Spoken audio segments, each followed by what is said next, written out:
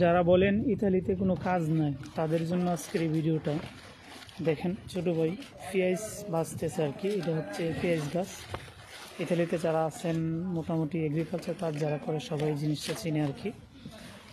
So ইতালির Napoli শহরে এই ভাইটি উনি কাজ করে প্রতিদিন এই পেঁয়াজ গাছ বাচ্চা, অর্থাৎ পেঁয়াজের যে খোসাগুলো আর কি, মরা পাতাগুলো ছাড়ায় আর কি গাছ থেকে, ওগুলা উনি ছাপ করে পরিষ্কার কইরা প্রতিদিন 30 থেকে 40 ইউরো ইনকাম করতে পারে মিনিমাম।